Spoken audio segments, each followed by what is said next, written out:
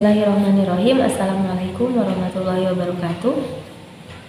Yang terhormat dosen penguji ujian kinerja PPG dalam jabatan kategori 2 tahun 2022. Perkenalkan, nama saya Siti Nurrohmah. Saya guru SMK Islam Hegarmana, Kecamatan Cicantayan, Kabupaten Sukabumi, Provinsi Jawa Barat. Pada kesempatan hari ini, Rabu 14 Desember 2022, saya akan melaksanakan kegiatan praktik pembelajaran untuk memenuhi ujian kinerja PPG dalam jabatan kategori 2 tahun 2022. Saya sebagai guru mata pelajaran PPKN memilih materi ancaman, tantangan, hambatan, dan gangguan atau ATHG yang dihadapi Indonesia di kelas 11. Untuk lebih jelasnya, berikut video praktik pembelajaran yang telah saya lakukan. Mohon masukan dan saran agar kedepannya kegiatan pembelajaran saya bisa menjadi lebih baik lagi. Terima kasih atas perhatiannya. Wassalamualaikum warahmatullahi wabarakatuh. Assalamualaikum. Waalaikumsalam warahmatullahi wabarakatuh. Apa kabar kalian semua? Alhamdulillah, luar biasa. Allahu Akbar, sehat. Alhamdulillah. Sebelum pembelajaran dimulai, kita berdoa terlebih dahulu. Silakan dipimpin oleh satu orang. Kita dalam hati, mulai. Selesai. Salam. Assalamualaikum warahmatullahi wabarakatuh. Waalaikumsalam warahmatullahi wabarakatuh. Kita mengisi dulu presensi kehadiran. Aiza, Dewi, Adila, Yulia, Zainab. Dan silakan kalian berdiri dulu. Kita akan menyanyikan lagu Indonesia Raya. Untuk DJ silakan ke depan dulu.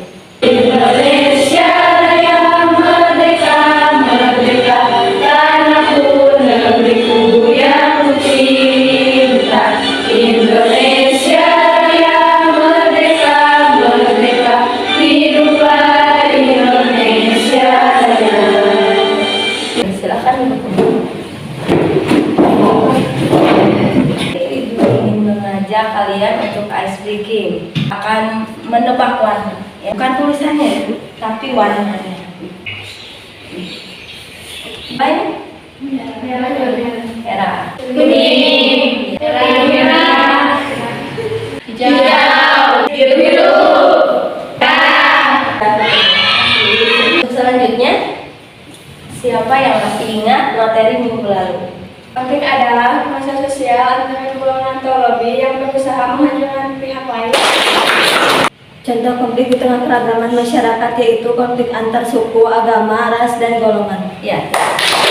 Ibu ingin menyampaikan tujuan pembelajaran hari ini, yaitu peserta didik mampu menganalisis dan memberi solusi terkait ancaman, tantangan, hambatan, dan gangguan ATHG yang dihadapi bangsa Indonesia. Adapun indikator capaian tujuan pembelajarannya yaitu peserta didik harus mampu menelaah pengertian ancaman, tantangan, hambatan, dan gangguan yang dihadapi Indonesia, kemudian mampu menganalisis jenis-jenis ancaman yang dihadapi Indonesia, dan yang ketiga yaitu peserta didik mampu merumuskan solusi terkait ancaman, tantangan, hambatan, dan gangguan yang dihadapi bangsa Indonesia. Ya.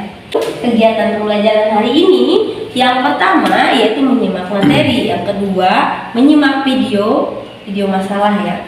Kemudian berdiskusi kelompok, kemudian presentasi kelompok, menganalisis dan kemudian merefleksi, dan yang terakhir kuis, yaitu kuisnya tersebut bertujuan untuk mengukur keberhasilan belajar kalian ya. Kemudian ada pemahaman bermakna. Jadi seseorang yang berhasil menyelesaikan tantangan dapat dikatakan mencapai sebuah kemenangan. Lalu seseorang yang berhasil menyelesaikan tantangan disebut pula sudah mencapai kesuksesan. Meski demikian, perlu dipahami bahwa Penyelesaian tantangan bisa disesuaikan dengan kemampuan masing-masing. Coba apa yang dimaksud dengan ancaman? Menurut Wikipedia Bahasa Indonesia, ancaman adalah setiap usaha dan kegiatan dalam negeri maupun luar negeri yang dinilai membahayakan kedaulatan negara, kekuatan wilayah negara, dan keselamatan segenap bangsa. Ya, lagi menurut Undang-Undang Dasar Nomor 17 Tahun 2011, yaitu ancaman itu adalah setiap upaya, pekerjaan, kegiatan, dan tindakan baik dari dalam negeri maupun luar negeri yang dinilai atau yang dibuktikan dapat membahayakan keselamatan bangsa, keamanan, kedaulatan, keutuhan wilayah negara kesatuan Republik Indonesia, ya. Dan juga kepentingan nasional di berbagai aspek, baik ideologi, politik, ekonomi, sosial, budaya, dan pertahanan serta keamanan. Kemudian ada jenis-jenis ancaman. Ada 2 jenis, yaitu ancaman apa aja? Ancaman militer dan ancaman non militer. Dan apa sih ancaman militer itu? Ancaman ya?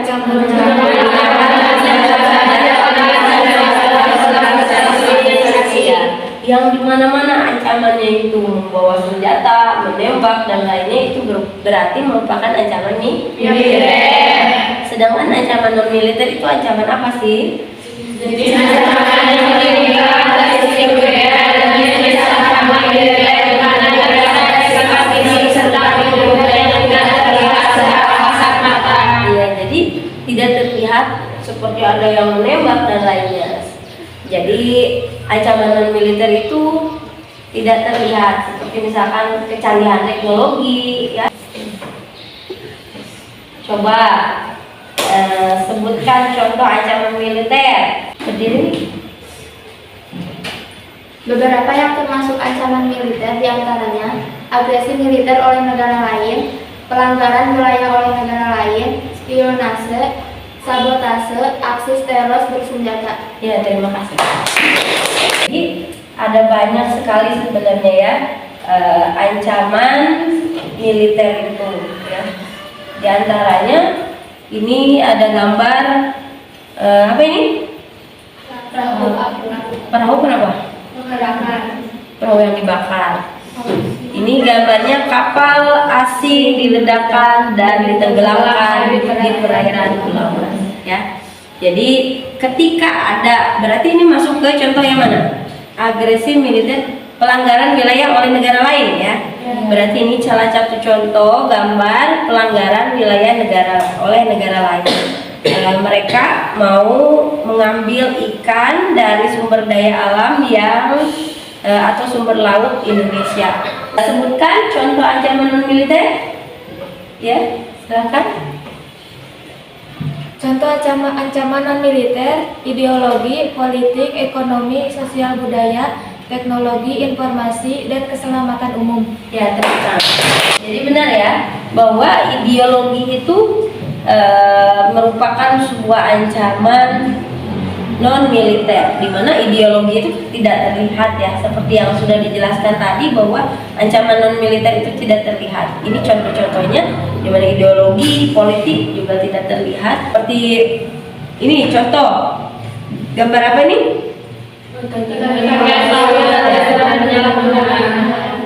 Jadi ini gabungan contohnya, ya, gabungan antara ekonomi, teknologi, dan informasi keselamatan umum, ya. Di mana contohnya adalah tagihan palsu dan rentan penyalahgunaan, ya. Dengan kecanggihan teknologi saat ini, kalian juga harus waspada dan hati-hati ketika menghadapi kehidupan di zaman globalisasi ini, ya. Jadi semakin hari itu semakin lama, semakin kesini itu kecanggihan teknologi semakin meningkat, dan juga kalian akan semakin rentan menerima tantangan, hambatan, dan cobaan kalian, ya. Kemudian ada ancaman yang ada di lingkungan masyarakat, ya, banyak sekali sebenarnya. Cuma ibu merangkumnya ke dalam beberapa poin. Yang pertama, masalah sampah di Indonesia. Sudah ini ada gambarnya, selamatkan laut Indonesia, ya. Kita lihat di pantai-pantai sekarang banyak sekali sampah, ya. Padahal dulu itu tidak ada ya. Kemudian masih tingginya angka kemiskinan, sudah jelas. Kemudian membangun infrastruktur ekonomi yang tidak merata di daerah tertentu sehingga menyebabkan ketimpangan sosial. Kemudian contoh lainnya adalah gaya hidup konsumtif. Ya, apalagi sekarang banyak sekali atau dipermudah dengan belanja online ya. Walaupun sesibuk apapun kita tetap bisa belanja. Diantarkan oleh kurir kita ke rumah, ke depan pintu, itu sudah enak banget ya. Zaman sekarang. Kemudian ini ada video masalah, silakan dilihat. Persoalan pengelolaan sampah masih menjadi masalah pelik bagi Indonesia. Sampah hanya dikumpulkan menjadi satu, kemudian berakhir pada tempat pembuangan akhir. Akan tetapi, timbunan sampah yang menggunung di lokasi tempat pembuangan akhir ini memiliki dampak buruk bagi kesehatan manusia, juga kelestarian lingkungan.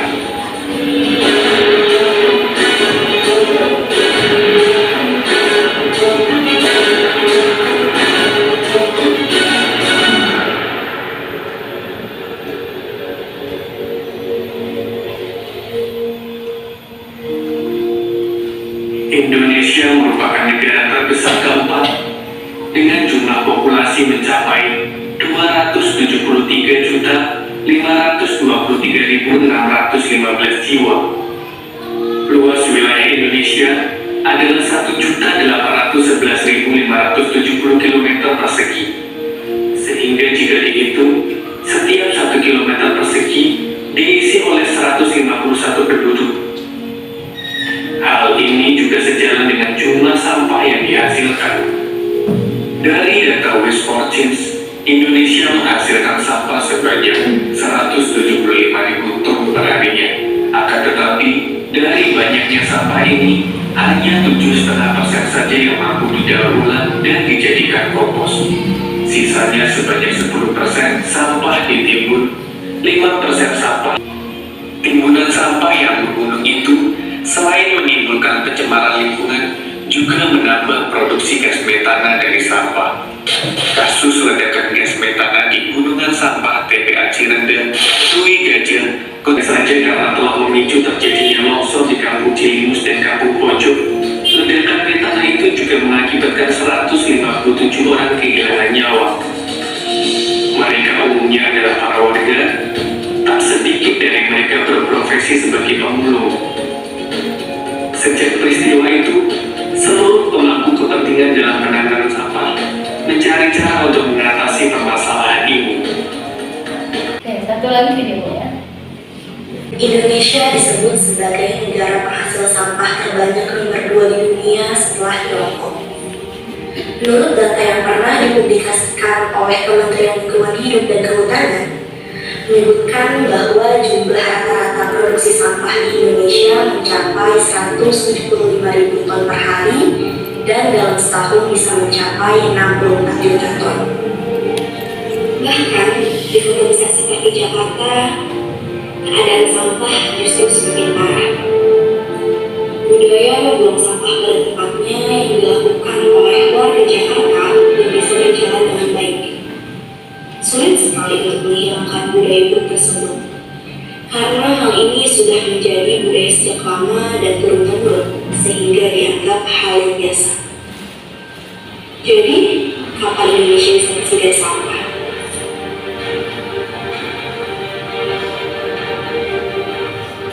Hal tersebutlah yang sering dipertanyakan masyarakat Indonesia. Tetapi sebagian orang bahkan melupakan kebiasaan membuang sampah pada tempatnya. Dan bahkan di beberapa tempat sudah membuat plan peringatan dilarang membuang sampah sembarangan, dan lagi-lagi hal tersebut justru tidak diterapkan.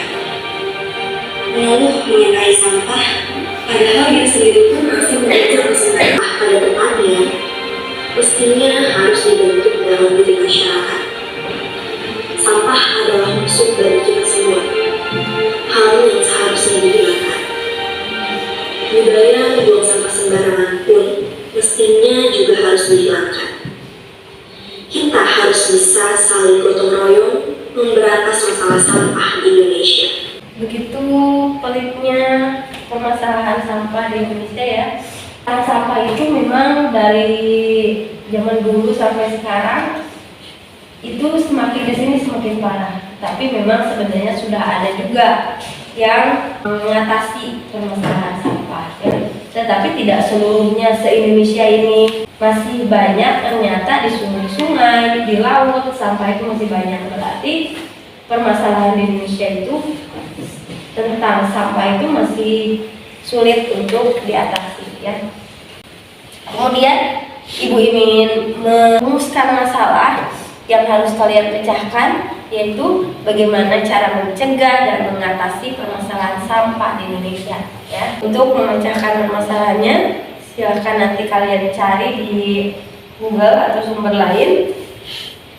Nanti Ibu akan kirim melalui WhatsApp kalian ya. Untuk selanjutnya, kalian silahkan tentukan kelompok.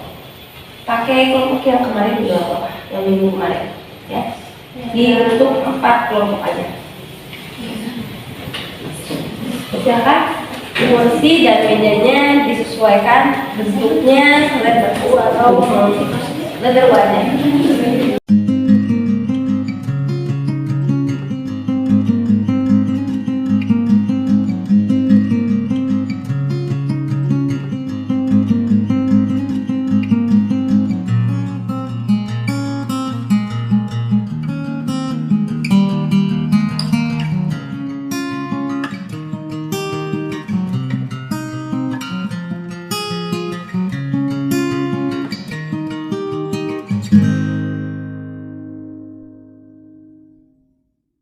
Oke, silakan dikerjakan tugasnya. Apabila ada yang kurang paham, silakan ditanyakan ya.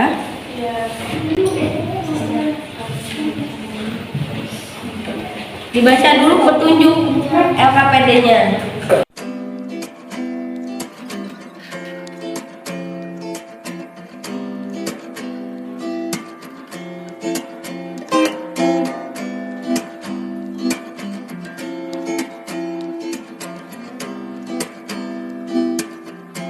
Rumuskan masalah, mencari hipotesis, kemudian menjawab rumuskan masalah.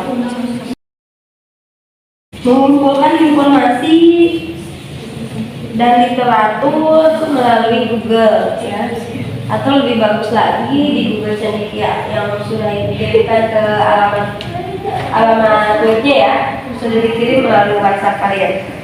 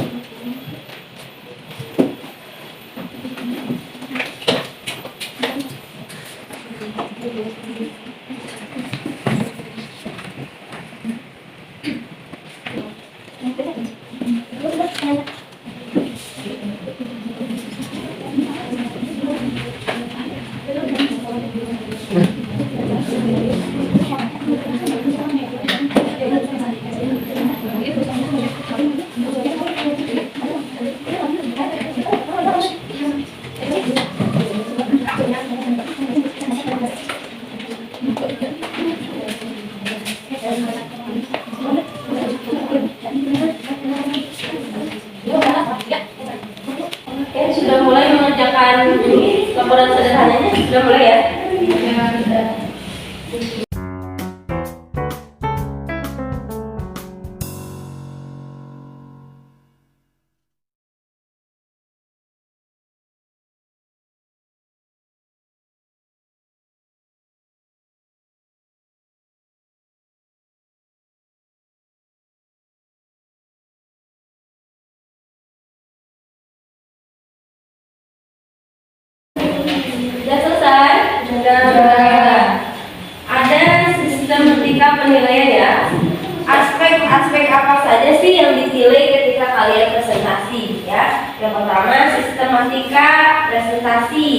Jadi nilai yang terbaiknya itu presentasi yang disajikan secara runtut dan sistematis ya. Kemudian penggunaan bahasa ya, bahasa yang digunakan sangat mudah dipahami, itu nilai paling bagus. Kemudian ketepatan intonasi dan kejelasan ya. Bagaimana menyampaikan materi disajikan dengan intonasi yang tepat dan artikulasi atau lafal yang jelas ya. Itu nilai yang paling bagus. Kemudian yang terakhir yaitu kemampuan mempertahankan dan menanggapi pertanyaan atau sanggahan ya. Yang mampu mempertahankan dan menanggapi pertanyaan atau sanggahan dengan arif dan bijaksana itu nilai yang paling terbagus ya. Nilainya ada 1, 2, 3, 4. Nilai 4 yang paling tinggi ya. Sudah siap ya untuk kelompok 1? Silakan untuk ke depan untuk mempresentasikan hasil diskusi kelompoknya. Assalamualaikum warahmatullahi wabarakatuh. Waalaikumsalam warahmatullahi wabarakatuh. Alhamdulillahi hadana li hada wa ma kunna linahtadiya laula an hadana Allah. Amma ba'du. Pertama-tama marilah kita panjatkan puja dan syukur kepada Allah Rabbul Ghafur. Salat dan salam semoga tercurah limpahkan kepada junjungan alam Habibina Nabi Nabi Muhammad sallallahu alaihi wasallam. Alhamdulillah, pada kesempatan ini kita bisa melaksanakan kegiatan presentasi bertemakan tentang permasalahan sampah. Sebelum itu, perkenalkan, nama saya Lila Demayanti sebagai moderator yang akan memandu berjalannya presentasi pada hari ini. Selanjutnya ada penambatan kami, yaitu Lesti Herginda sebagai pemateri pertama dan juga Ucu sebagai pemateri kedua. Sebelum pembacaan materi, saya akan membacakan setengah acara. Yang pertama itu pembukaan, yang kedua penyampaian materi, yang ketiga sesi tanya jawab, yang keempat penutup. Sebelum itu, saya buka dulu acara pembukaannya. Saya akan membacakan basmalah bersama. Bismillahirrahmanirrahim. Acara saya buka. Kemudian yang kedua yaitu pembacaan materi. Sebelum pembacaan materi, untuk audien harap tenang dan simak dengan baik materi yang akan disampaikan. Jika ada yang kurang mengerti, silakan ditanyakan pada sesi tanya jawab. Langsung saja, silakan kepada pemateri pertama yang akan membacakan materinya. Rumusan masalah kelompok kami akan disampaikan dalam bentuk pertanyaan yaitu sebagai berikut. Yang pertama, bagaimana cara penyelesaian masalah sampah di sungai? Yang kedua, bagaimana cara menyadarkan masyarakat agar tidak membuang sampah ke sungai? Yang ketiga, apa saja akibat yang akan terjadi jika banyak sampah di aliran sungai? Yang keempat, mengapa sampah selalu jadi masalah? Yang kelima, kenapa sampah dapat merusak lingkungan? Selanjutnya, untuk pemateri yang kedua yang akan menjawab rumusan masalah tersebut, silakan kepada saudari Ucu.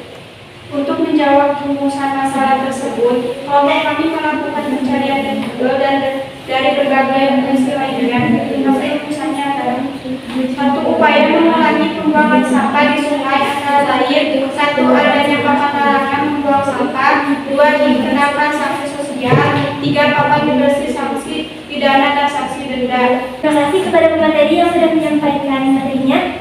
Selanjutnya, apakah ada yang ingin bertanya? Silahkan. Sebelum itu yang ingin bertanya, angkat tangan dan sebutkan nama dan asal kelompoknya. Perkenalkan, nama saya Aiza Barokah, perwakilan dari kelompok 4. Saya izin bertanya, mengapa masyarakat selalu membuang sampah ke sungai padahal sudah disiapkan tempat sampah dan lainnya? Baik, saya akan menjawab dari pertanyaan kelompok 4. Satu, anggapan bahwa sampah wisata barang yang bernilai signifikan tidak memerlukan perhatian khusus. Dua, merasa bahwa sampah bukan tanggung jawab pribadi. Tiga, pola pikir dan kebiasaan membuang sampah sembarangan. Sebelum menutup presentasi pada kali ini, di sini saya akan membacakan kesimpulannya. Sampah adalah suatu bahan yang terbuang dari sumber hasil aktivitas manusia maupun alam yang belum memiliki ekonomi. Mungkin hanya itu yang dapat kelompok kami sampaikan. Semoga dengan adanya presentasi pada kali ini dapat menambah wawasan kita semua. Mohon maaf bila ada kata-kata yang kurang berkenan. Saya Ibu undur diri. Wassalamualaikum warahmatullahi wabarakatuh.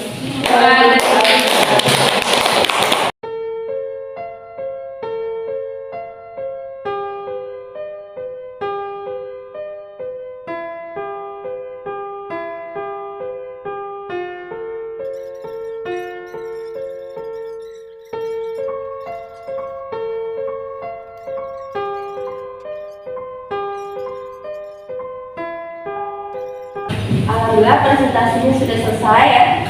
Untuk penilaiannya, kelompok 1 nilainya adalah 80. Untuk kelompok 2 nilainya adalah 97. Kelompok 3 96. Dan yang terakhir kelompok 4 nilainya adalah 96. Oke, untuk solusi terbaik di keseluruhan yaitu kelompok 2. Silahkan untuk kelompok 2 dibacakan solusi alternatif terbaik dari permasalahan sampah yang ada di Indonesia. Cara mencegah permasalahan sampah di lingkungan masyarakat dapat diatasi dengan prinsip 4R, yaitu pertama, reduce yaitu mengurangi, kedua, reuse yaitu memakai kembali, dan ketiga, recycle yaitu mendaur ulang, dan yang terakhir yaitu replace yaitu mengganti. Cara mengatasi permasalahan sampah di lingkungan masyarakat, kebiasaan bisa kita mulai dari rumah sehingga lingkungan sekitar juga jadi bersih dari sampah. Pertama yaitu memisahkan sampah, kedua mengelola sampah organik, ketiga mengolah sampah anorganik, keempat mengolah sampah berbahaya, kelima mengolah sampah elektronik, keenam tidak menggunakan sedotan plastik, ketujuh membawa tas belanja sendiri, kedelapan membawa botol minum sendiri, kesembilan belanja lokal, dan yang terakhir yaitu perbaiki barang rusak. Oke, terima kasih. Kesimpulannya yaitu ancaman adalah setiap upaya, pekerjaan, kegiatan, dan tindakan baik dari dalam negeri maupun luar negeri yang dinilai dan atau dibuktikan dapat membahayakan keselamatan bangsa, keamanan, kedaulatan, keutuhan wilayah negara kesatuan Republik Indonesia, dan kepentingan nasional di berbagai aspek, baik ideologi, politik, ekonomi, sosial budaya, maupun pertahanan dan keamanan. Ya, terima kasih. Untuk selanjutnya yaitu refleksi. Kita akan merefleksikan pembelajaran hari ini mulai dari awal materi sampai materi yang selesai presentasi ya. Untuk refleksi yang pertama, coba apa saja sih manfaat yang kalian peroleh setelah pembelajaran berlangsung ya, dari materi awal sampai akhir. Mempersiapkan sumber daya manusia yang berkualitas, yang memiliki kemampuan produktif, inovatif, kreatif, berdisiplin, dan berkepribadian. Iya, teman. Ini ya, manfaat apa saja yang kalian peroleh setelah melakukan diskusi kelompok atau setelah presentasi ya, silakan. Ya. Harus memiliki kesadaran akan pentingnya kebersihan dan cara mengelola sampah. Ya, ingin mengajak kalian untuk mengikuti kuis. Oke, siap? Siap. Ini kuis ini adalah untuk mengukur keberhasilan belajar kalian hari ini ya. Untuk tim 1 nanti sistem permainannya ini ada sistem keberuntungan juga ya. Ada kebalikannya ya. Sudah pernah juga ya. Sekarang untuk tim 1 memilih angka berapakah? 6. Angka 6. Oke, langsung dapat poin. Silakan pilih angka 4. Oke, pertanyaannya yang termasuk ancaman di bidang militer yaitu poinnya adalah 15. Pelanggaran wilayah melalui agresi oleh negara lain. Oke, kita cek ya jawabannya apakah benar. Benar ya. Oke, itu tim 3. Sekiranya benar tulis suaranya. Tim 3 pilih nomor 8. Contoh kasus yang pernah terjadi di Indonesia dan mengancam persatuan dan kesatuan bangsa berlatar belakang paham komunis adalah Pemberontakan PKI. Oke, kita cek jawabannya ya. Iya, betul. Untuk tim 2, silakan pilih apa? 5. 5. Salah satu perilaku yang dapat dimunculkan untuk mewaspadai ancaman berkaitan dengan generasi muda adalah Berusaha menjauhi pergaulan bebas dan gaya hidup hedonis. Oke, kita cek ya. Berusaha menjauhi pergaulan bebas dan gaya hidup yang hedonis. Iya, betul. Untuk tim 3. Nomor 7. Contoh ancaman di bidang non-militer yaitu ancaman di bidang Sosial budaya. Alhamdulillah sudah selesai kuisnya dan sudah dimenangkan oleh tim 3 dan 4 ya. Yang penting itu nggak apa-apa sama juga jawaban jumlahnya. Yang penting sudah selesai ya. Oke, untuk pesan moral, bukan karena tak ada rintangan kita menjadi optimis, tetapi karena kita optimis rintangan akan menjadi tak terasa ya. Bukan karena mudah kita yakin bisa, tapi karena kita yakin bisa semuanya menjadi mudah. Bukan karena semua baik kita tersenyum, tetapi karena kita tersenyum maka semua menjadi baik. Oke. Untuk materi selanjutnya untuk minggu depan ya, yaitu memahami sistem pertahanan dan keamanan negara ya. Nanti dikirimkan ke grup kalian materinya. Semoga apa yang disampaikan hari ini bermanfaat. Kita tutup dengan doa. Silakan siap-siap. Sudah dalam hati, mulai. Selesai. Bisa. Assalamualaikum